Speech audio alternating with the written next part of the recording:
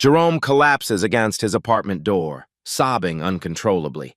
In his trembling hands is a check with more zeros than he's ever seen in his life.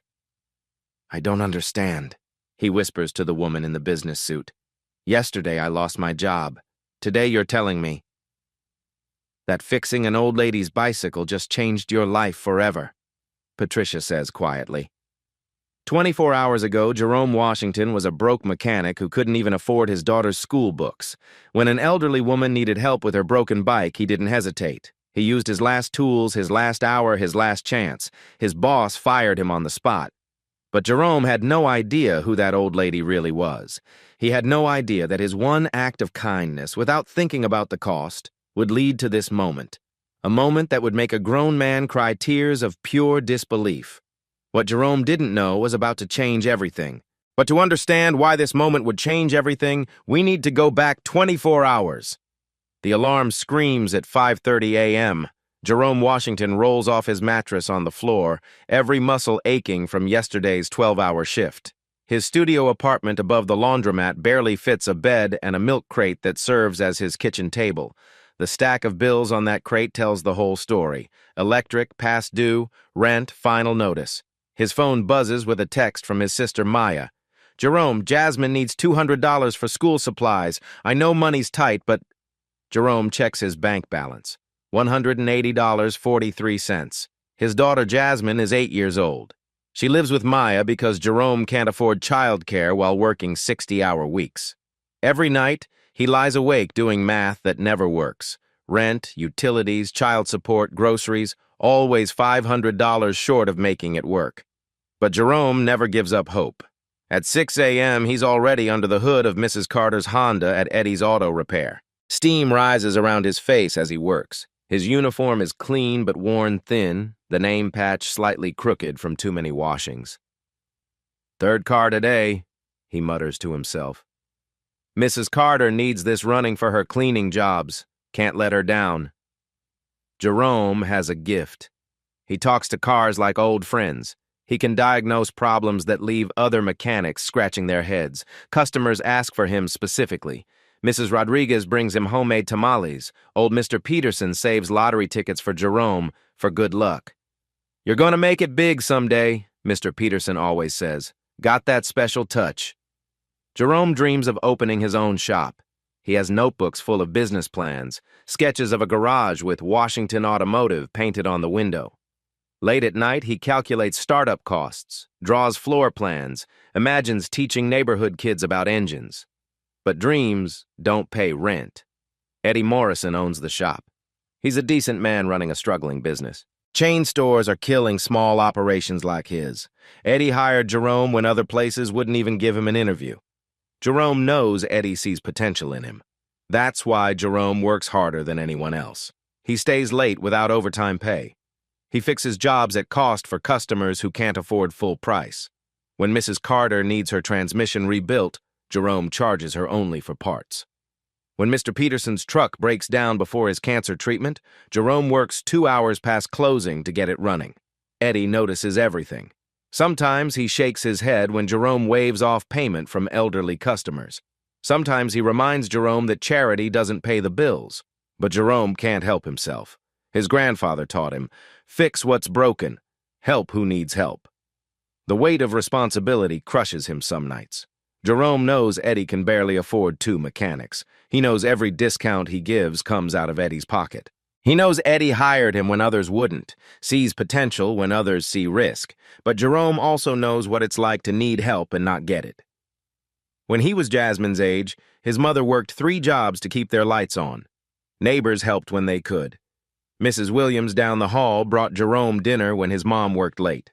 Mr. Santos taught him to change oil in the parking lot behind their building. "Community takes care of community," his grandfather always said. "You give what you can when you can." Now Jerome gives everything he can. He teaches Sunday car maintenance classes for neighborhood kids in the shop's parking lot.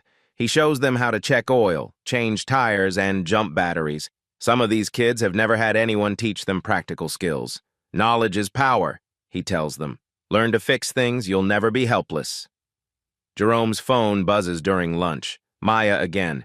"Jasmine made honor roll." She wants to call Daddy tonight and tell him about her science project. His heart swells and breaks at the same time. Honor roll. His baby girl is brilliant, curious about everything.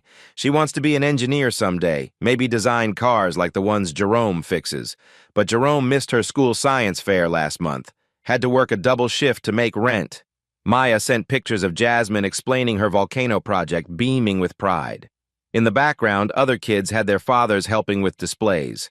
Jerome saves every penny he can for Jasmine's future. The college fund sits at $127, the same amount in his checking account. Not nearly enough for the brilliant future she deserves. The afternoon sun beats down on the shop. Jerome wipes sweat from his forehead, leaves a streak of grease across his brow. His back aches from bending over engines all day.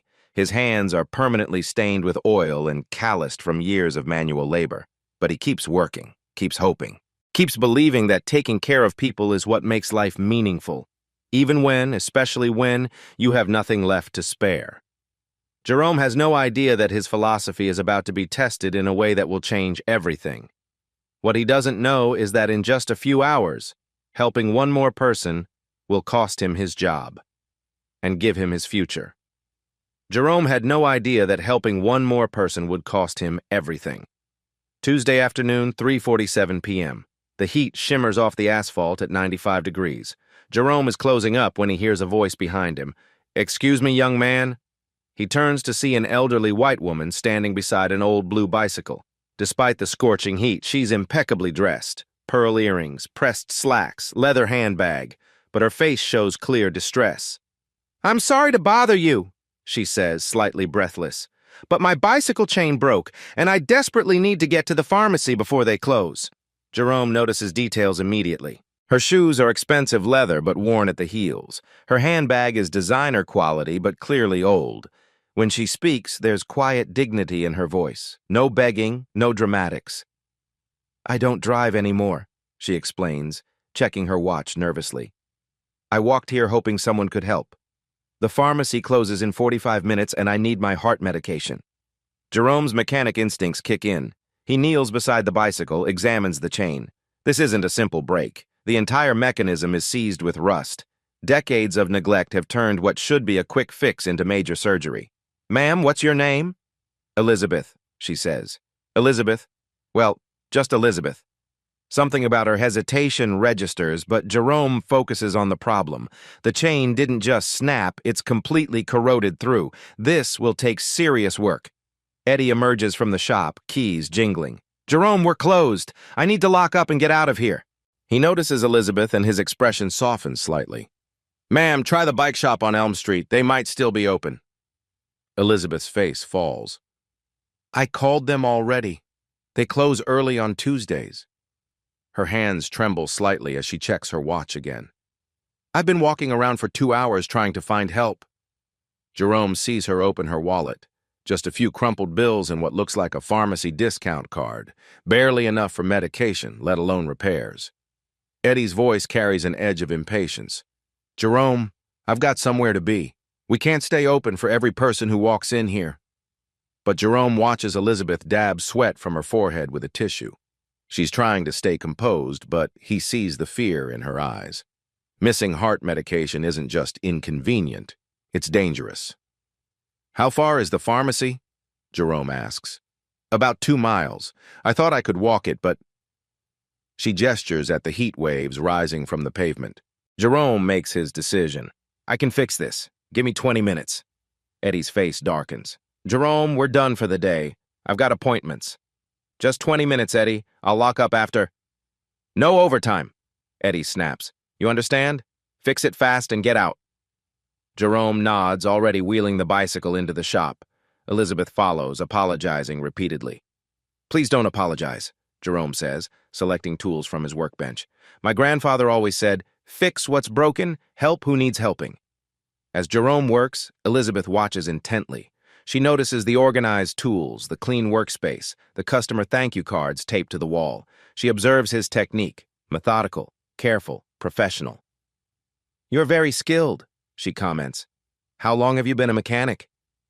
Jerome tells her about growing up working on cars with his grandfather, about his dreams of opening his own shop someday. Elizabeth listens with genuine interest, asking thoughtful questions about his background, his goals. "What kind of shop would you want?" she asks. "Something that serves the community," Jerome explains while working. "Not just fixing cars, but teaching people. Maybe training programs for kids who need opportunities."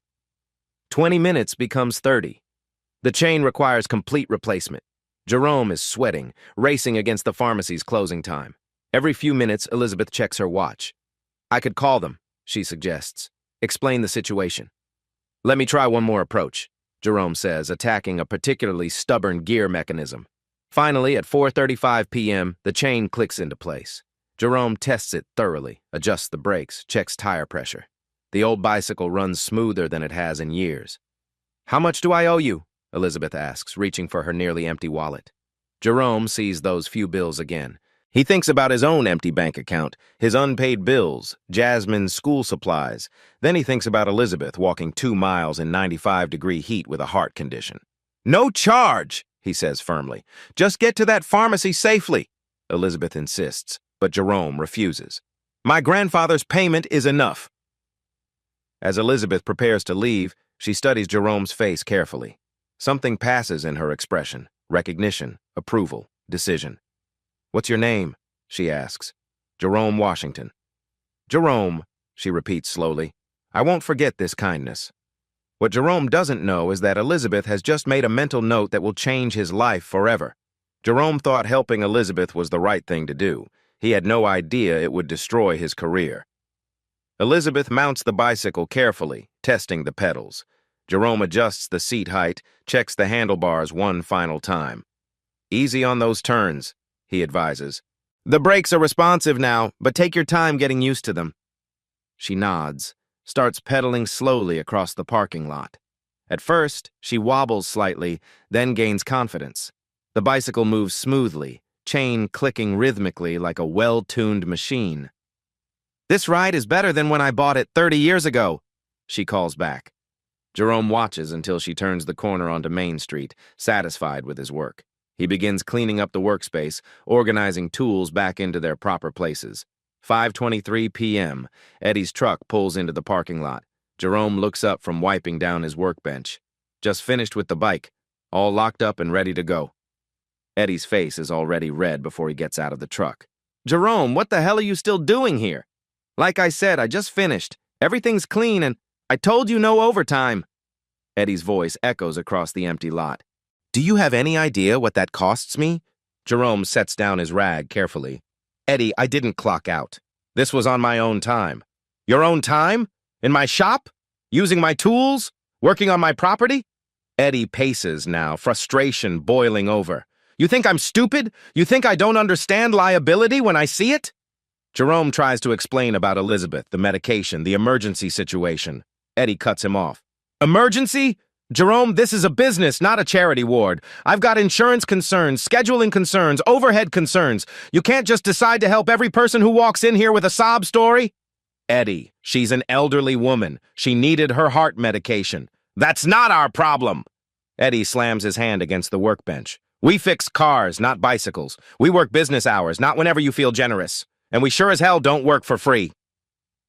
Eddie pulls out his phone, shows Jerome the screen. "You know what my profit margin was this month? 3%, 3.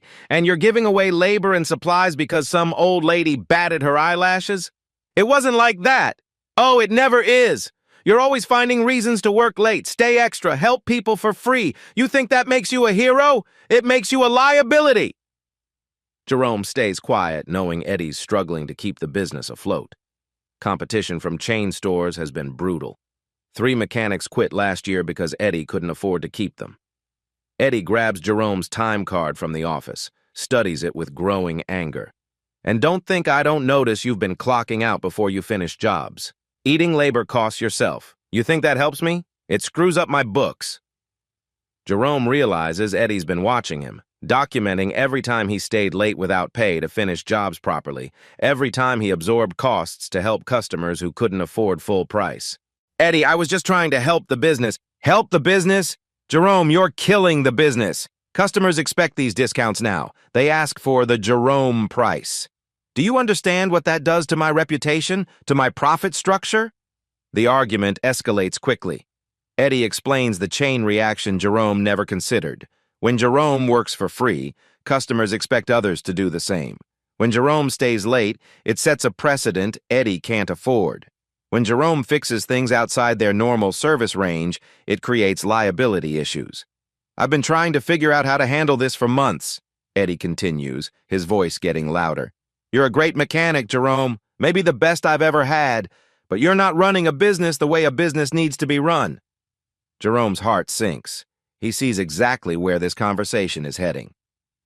I can't afford an employee who thinks he's running a charity. I can't afford the overtime, the liability, the customer confusion. I can't afford someone who makes business decisions without consulting me. Eddie, please, I'll clock in for everything. I'll stick to cars only. I'll follow every rule exactly. You'll what? Change your entire personality overnight? Eddie shakes his head. Jerome, this isn't about one bicycle. This is about patterns. This is about you thinking with your heart instead of your head every single time. Eddie disappears into the office, returning with Jerome's toolbox. He starts loading Jerome's personal tools, wrenches and screwdrivers Jerome bought with his first paychecks 3 years ago. Eddie, wait. I need this job. My daughter, my rent. I know about your daughter. I know about your sister, your money problems, all of it. That's exactly why I can't afford to keep you. Eddie's voice softens slightly, but his resolve doesn't waver. You're desperate, so you make desperate choices. You give away what isn't yours to give. Jerome pleads desperately. He offers to take a pay cut, promises to follow Eddie's rules exactly, swears he'll never help another customer for free. But Eddie's mind is made up. This isn't about money, Jerome. It's about judgment. Today you showed me that when push comes to shove, you'll choose helping strangers over keeping your job. I can't build a business on that kind of decision-making. Eddie hands Jerome the heavy toolbox, metal clanking against metal.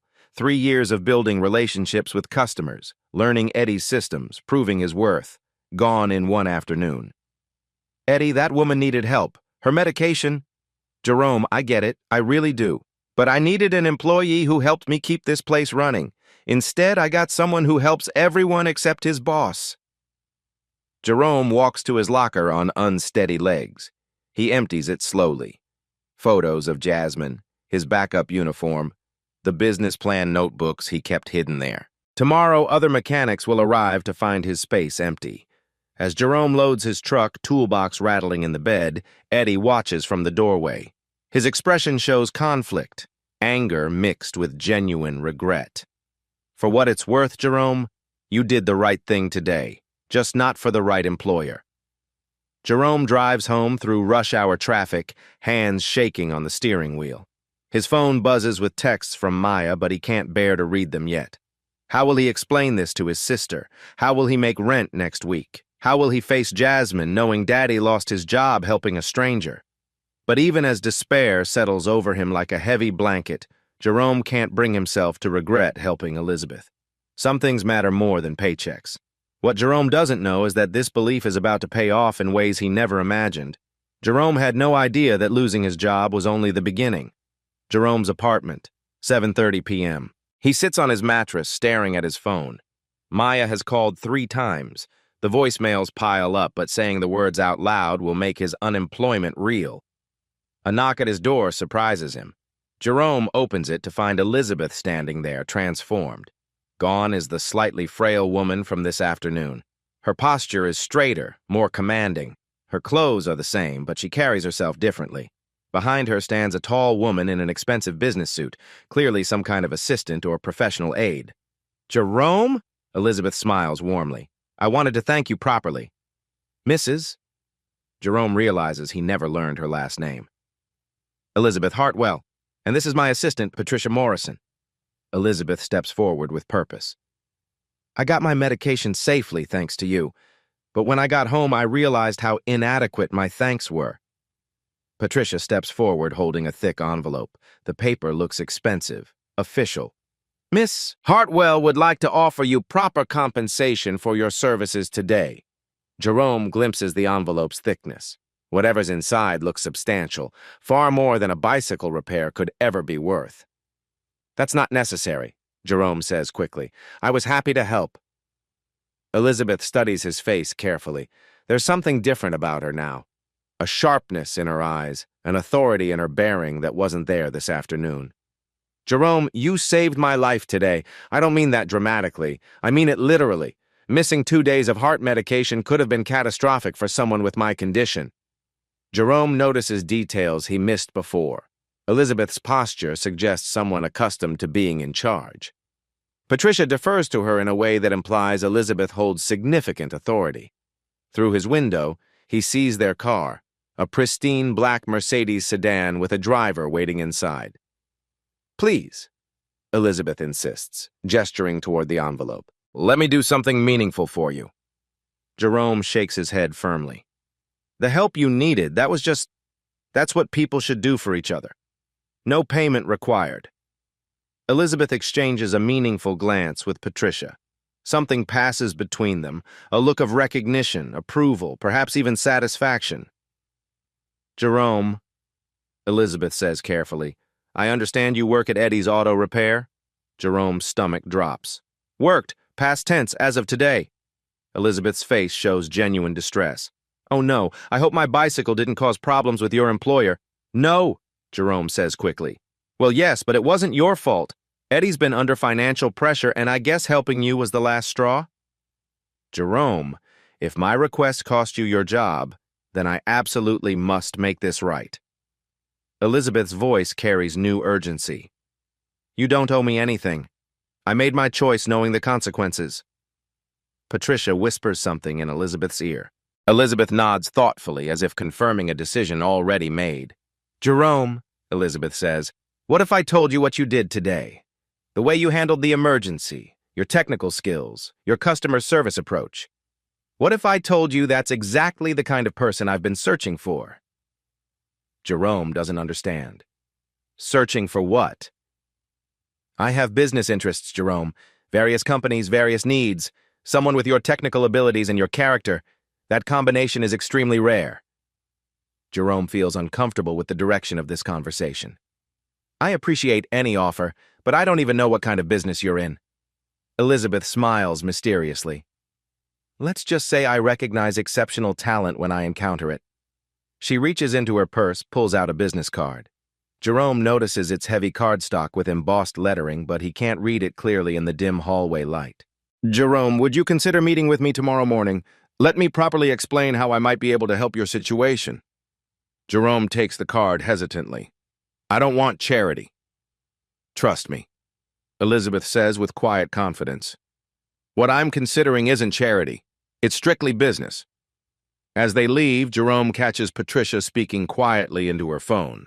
Yes, I'll confirm the 6 a.m. appointments. And Patricia, cancel the board meeting if necessary. This might take priority. Jerome closes the door, examines the business card under his apartment's fluorescent light. He can make out E. Hartwell and what appears to be a corporate logo, but the company name remains partially obscured by shadow. Something about Elizabeth bothers him.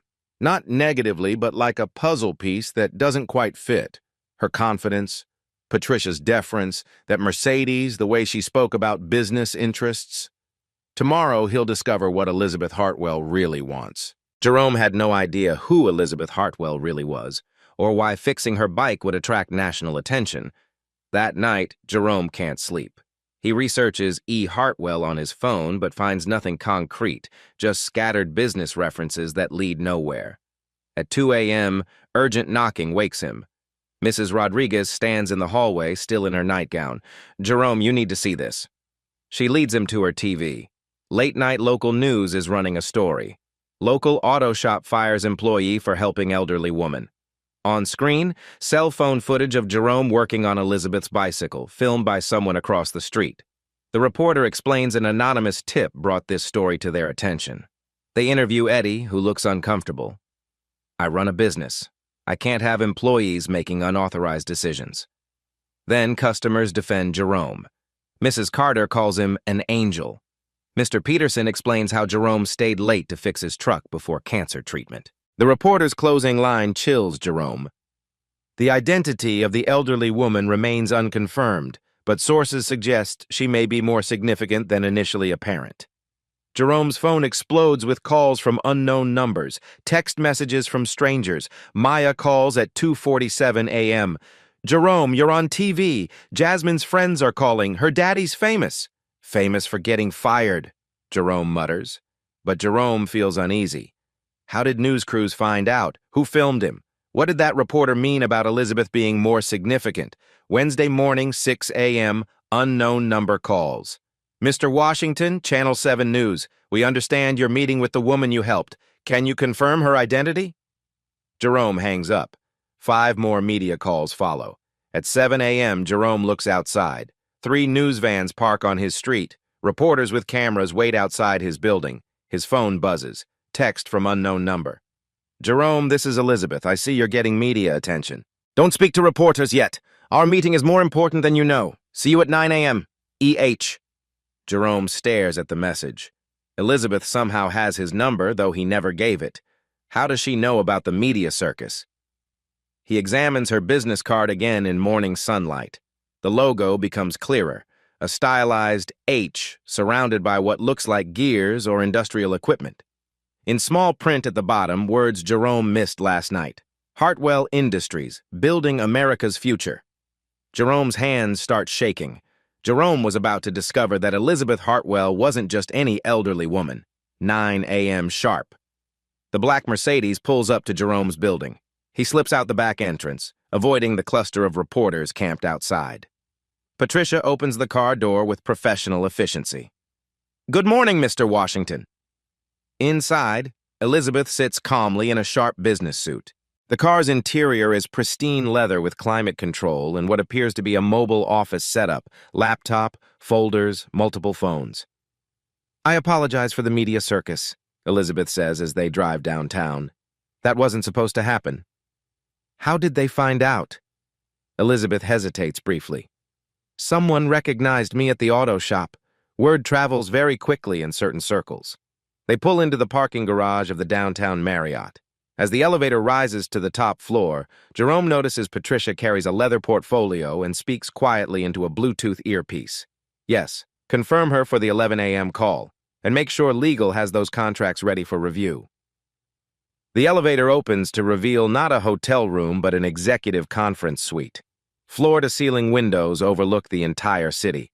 A polished mahogany conference table dominates the space, surrounded by expensive leather chairs.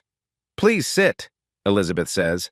Her demeanor has completely shifted. Gone is any trace of the slightly frail elderly woman from yesterday. This Elizabeth moves with purpose, authority, and command. Patricia opens her portfolio, spreads documents across the table with military precision.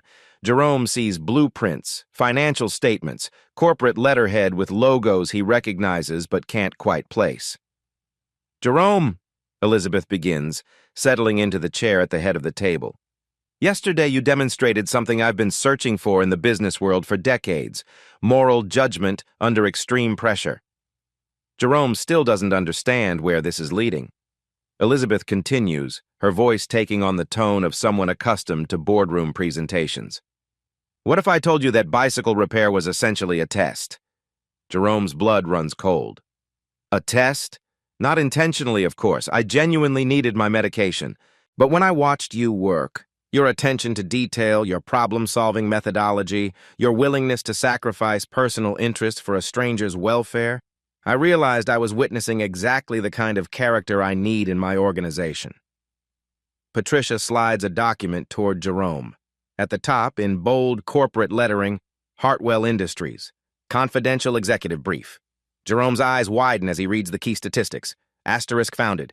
1987 asterisk annual revenue. $3.20. Billion asterisk. Primary business. Automotive manufacturing and innovation. Asterisk CEO. Elizabeth Hartwell. Asterisk. Employees 12,000 plus worldwide. Jerome looks up, completely stunned. You're the Elizabeth Hartwell, Hartwell Industries?" Elizabeth nods with quiet satisfaction. "Founder and CEO. We manufacture automotive parts for Ford, General Motors, Tesla, and 15 other major automotive companies. Our innovations are currently running in vehicles across America and internationally." Jerome's mind races frantically. Hartwell Industries, he's installed their parts hundreds of times. Their quality control standards are legendary in the industry. Their corporate ethics policies are considered the gold standard. Yesterday, Elizabeth continues, I was returning from a routine cardiology appointment downtown. My driver was stuck in construction traffic, so I decided to bicycle home through the neighborhood where several of our manufacturing facilities operate. Patricia adds, Miss Hartwell believes in understanding her customers and workforce from ground level, not just boardroom reports. When my bicycle broke down, Elizabeth explains, I expected to encounter someone willing to help for appropriate compensation. Instead, I discovered someone willing to sacrifice everything for the right moral reason. Jerome feels completely overwhelmed. Why are you telling me this? Elizabeth stands, walks to the floor-to-ceiling windows overlooking the city. Jerome, I'm 78 years old. I've built Hartwell Industries from a two-person garage operation into one of America's largest automotive suppliers. But I'm facing a challenge that money and experience cannot solve. She turns back to Jerome, her expression serious. I need someone to help pioneer our expansion into direct consumer automotive services, someone who understands both the technical and human elements of automotive care. Patricia slides another document across the polished table. Proposed Partnership Agreement, Washington Automotive Center. Jerome's vision blurs as he reads the executive summary. Asterisk initial investment, $750,000 asterisk business structure, partnership. Jerome, 45% ownership, asterisk projected first-year revenue, $1.20. Million asterisk employee capacity, 12, 15 full-time positions asterisk community impact, automotive training programs. You want me to run an automotive business? I want you to pioneer an entirely new model, Elizabeth corrects with precision. Combine traditional repair services with cutting-edge workforce development programs. Create a facility that serves individual customers while training the next generation of automotive technicians. Jerome scans the detailed proposal, his hands shaking. Initial funding, $750,000. Projected 3-year valuation, $2.8 million. Training scholarships for underprivileged youth, community job creation initiatives. This is impossible. I don't understand why you would... Elizabeth sits back down, leaning forward intently. Jerome, yesterday I watched you make a decision that cost you your livelihood but potentially saved my life. That's exactly the kind of judgment I need in a business partner. But you don't know anything about my management experience, my business education. I know you organized Eddie's shop more efficiently than he managed it himself. I know customers specifically requested your services. I know you've been developing comprehensive business plans for years. Elizabeth gestures to Patricia, who produces photocopies of Jerome's notebooks, the ones from his work locker. Jerome stares in disbelief. How did you get those? Eddie delivered them to my office this morning, along with a formal recommendation letter and a personal apology for terminating your employment. Patricia slides the letter across the table. Eddie's handwriting fills the page. Jerome Washington is the finest mechanic and the most decent person I've ever employed. I allowed financial pressure to cloud my judgment. If you're intelligent, you'll hire him for whatever position you need filled. Elizabeth leans forward. Jerome, I didn't plan to test you yesterday, but when I observed your character under pressure, I realized I'd discovered something extraordinarily rare. Someone who prioritizes people over profit while possessing the technical skills to make profit sustainable long-term. Jerome's hands tremble as he holds Eddie's letter. I need time to process this. Of course, but Jerome? Elizabeth's voice softens meaningfully. That little girl you mentioned, Jasmine? This partnership would ensure she could attend the finest schools and that you could provide the stability you've been desperately struggling to give her. Jerome's eyes fill with tears. Elizabeth somehow knows exactly what matters most to him. Take tonight to consider everything, Elizabeth says. But tomorrow morning I need your answer.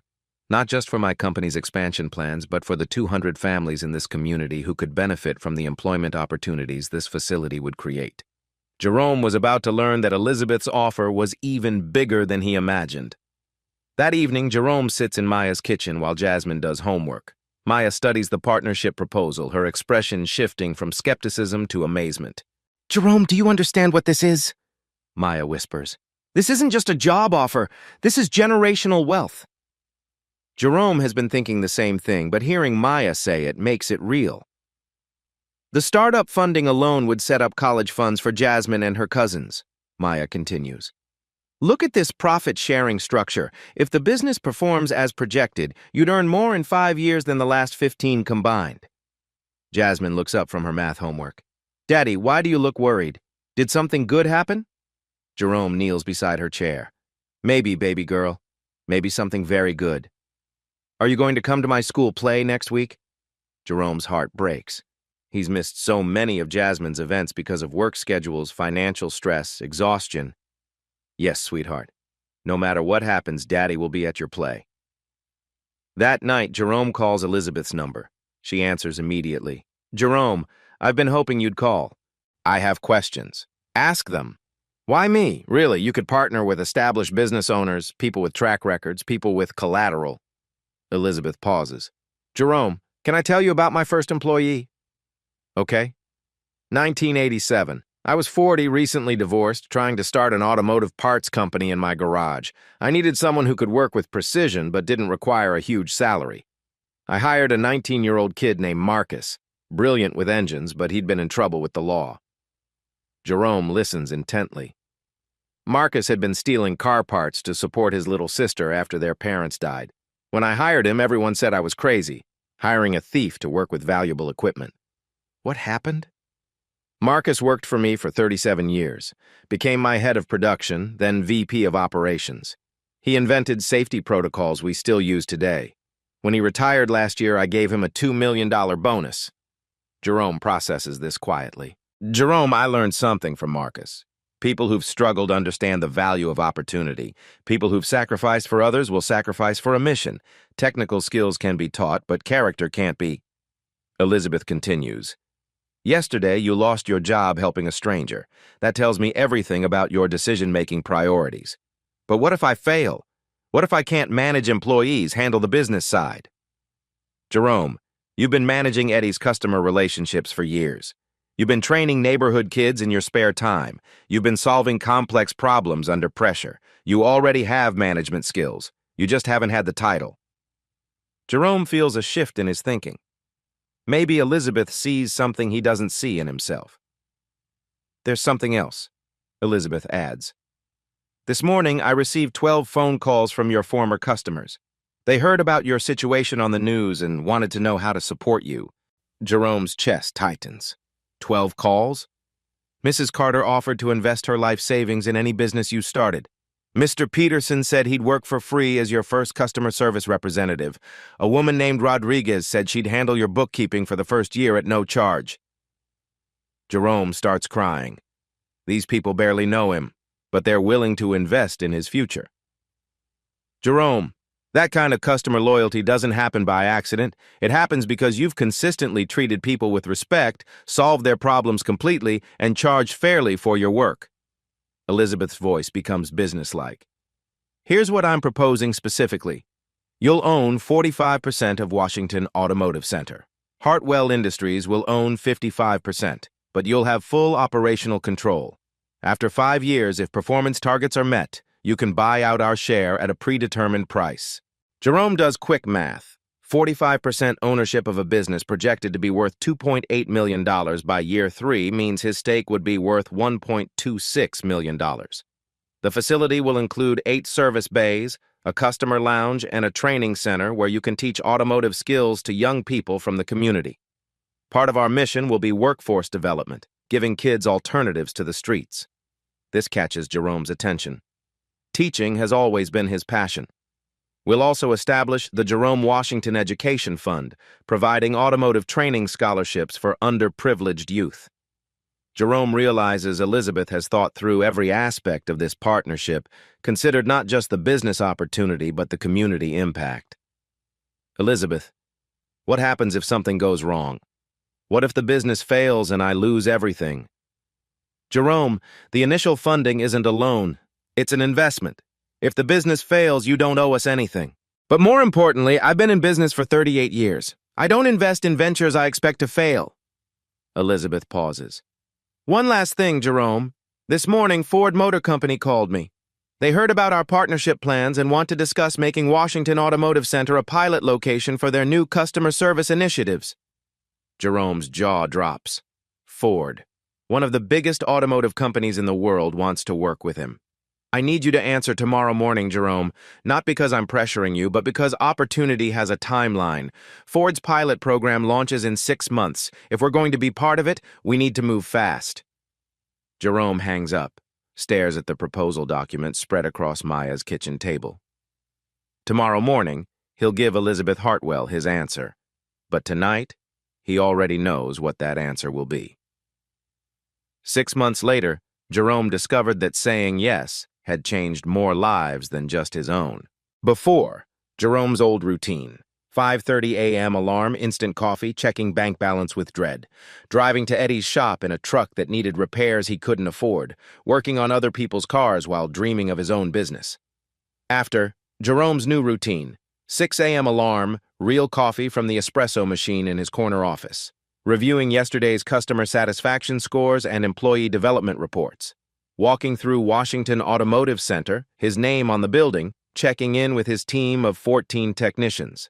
The facility transformation. The old Hartwell Industries warehouse has been converted into a state-of-the-art automotive service center, 8 service bays equipped with the latest diagnostic equipment, a customer lounge with comfortable seating, free Wi-Fi, and a children's play area. Floor-to-ceiling windows flood the workspace with natural light. Jerome insisted on this, remembering how dark Eddie's shop always felt. The training center occupies the building's east wing. Classroom space for 30 students, hands-on workshop areas, and a comprehensive library of automotive repair manuals in both English and Spanish. Community integration. Mrs. Carter brings her Honda for service every month, even though it runs perfectly. I just like supporting Jerome, she tells other customers. She's become an unofficial greeter, helping elderly customers understand their service options in Mandarin and English. Mr. Peterson works part-time as customer service coordinator, exactly as he promised.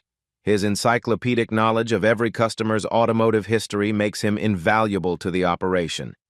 Mrs. Rodriguez handles bookkeeping and has expanded her role to include human resources. She's hired her nephew David as a trainee mechanic and her daughter Maria as the customer relations manager. Student success stories. The training program has graduated its first class. 18 young people from the community, all now employed at local automotive businesses. 5 have been hired directly by Hartwell Industries manufacturing plants. 3 have started their own small repair services. Marcus Thompson, 19, was headed for trouble before enrolling. Now he's Jerome's lead diagnostic specialist, earning $45,000 annually with full benefits. Jasmine, now 9, comes to the shop after school, does homework in Jerome's office, and helps with simple inventory tasks. She's learned to identify dozens of car parts and can explain basic engine maintenance to visitors. My daddy teaches people how to fix cars, she tells her classmates proudly. And when I grow up, I'm going to teach people how to fix rockets. Business growth, month 1, 150 customers served month 3, 400 regular customers month 6. 600-plus customers monthly, with a 2-week waiting list for appointments. Customer satisfaction ratings, 98.5% positive reviews. The Google Reviews section reads like testimonials. Jerome's team treated my car like it was their own. Honest pricing, excellent work. They even arranged my ride home. This place restored my faith in mechanics. The Ford partnership, Ford's pilot program launch, brings national attention to Washington Automotive Center. Jerome became the first minority-owned shop selected for Ford's Community Excellence Initiative. The announcement ceremony takes place in Detroit, with Jerome accompanied by Elizabeth and 5 of his top student graduates. The Ford contract provides expanded training opportunities, access to cutting-edge diagnostic tools, and a direct pipeline for students to be hired by Ford dealerships nationwide. Annual contract value, $400,000. Media coverage. Local news returns 6 months later for a follow-up story. From fired to thriving, how one act of kindness transformed a community. The segment shows Jerome teaching a class of eager teenage students, Elizabeth touring the facility with Ford executives, and emotional customer testimonials about the shop's impact on their lives.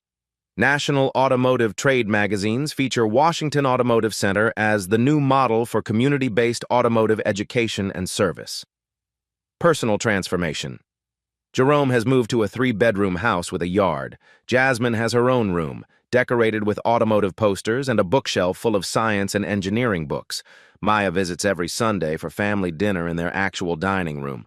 Jerome's daily uniform, professional mechanic's coveralls with Washington Automotive Center owner embroidered on the pocket. He carries himself differently, confident, purposeful, respected. The ripple effect. 4 other cities have contacted Elizabeth about replicating the Washington Automotive Center model.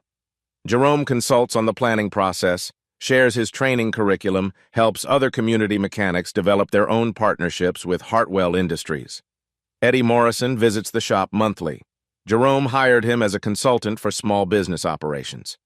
"I taught you how to fix cars," Eddie jokes during their weekly coffee meetings. "But you taught me how to fix communities." Financial independence. Jerome's personal financial transformation. From $180 in his checking account to a 6-figure annual income, plus his ownership stake in a business now valued at $2.1 million. More importantly, Jasmine's college fund is fully funded. Jerome has established college funds for his nephew and 4 neighborhood kids whose parents couldn't afford to save.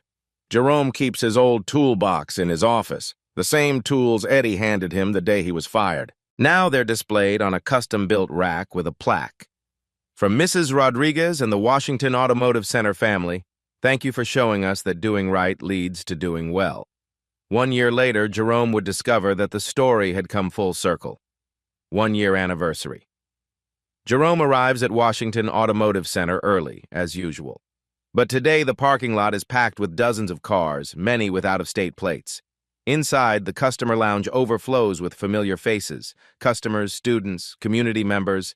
Maya and Jasmine wear matching Washington Automotive Center t-shirts. Elizabeth enters with a Ford Motor Company representative and a camera crew. "Surprise!" the crowd shouts. Elizabeth approaches Jerome with a radiant smile. "1 year ago today, you fixed my bicycle and lost your job. Today, we're celebrating how that act of kindness transformed an entire community." The Ford representative steps forward. "Mr. Washington, based on your pilot program's success, Ford is expanding the Community Excellence Initiative to 25 locations nationwide, all modeled after the Washington Automotive Center." Jerome feels overwhelmed. 25 more communities will have access to training, jobs, and economic stability. The full circle moment. Commotion outside draws everyone's attention. Through the windows, Jerome sees an elderly man struggling with a broken bicycle, chain dangling uselessly. The crowd watches as Jerome immediately walks outside, kneels beside the bike, and examines the problem. The man explains he was heading to the celebration, but his chain snapped. Jerome disappears into the shop, returns with tools. Within minutes, the bicycle runs smoothly. "How much do I owe you?" the man asks. Jerome smiles, remembering Elizabeth asking the same question exactly 1 year ago. "No charge, just get where you need to go safely." Elizabeth joins them. "Jerome, meet Robert Carter, Mrs. Carter's husband. He's wanted to thank you for everything you've done for his family." Robert grips Jerome's hand firmly. "My wife says you're an angel. Today I see she's right." The tradition continues. As celebration continues inside, Jerome notices 3 former students in the parking lot, helping people with car problems, refusing payment. David Rodriguez explains, "You taught us that fixing things isn't about making money, it's about making communities stronger." Jerome realizes the values Elizabeth recognized, putting people before profit, using skills to serve others, are being passed to the next generation. Final reflection. That evening, Jerome sits in his office with Elizabeth.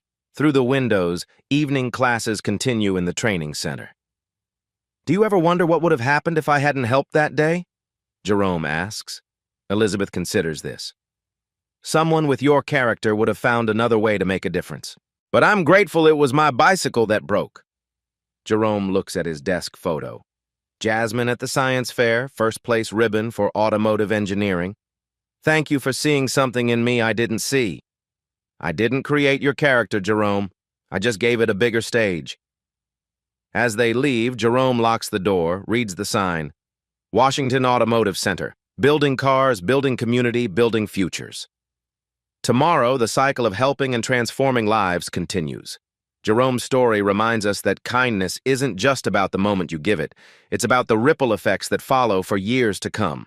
One small act of generosity, fixing a bicycle for a stranger, transformed not just Jerome's life, but hundreds of lives in his community.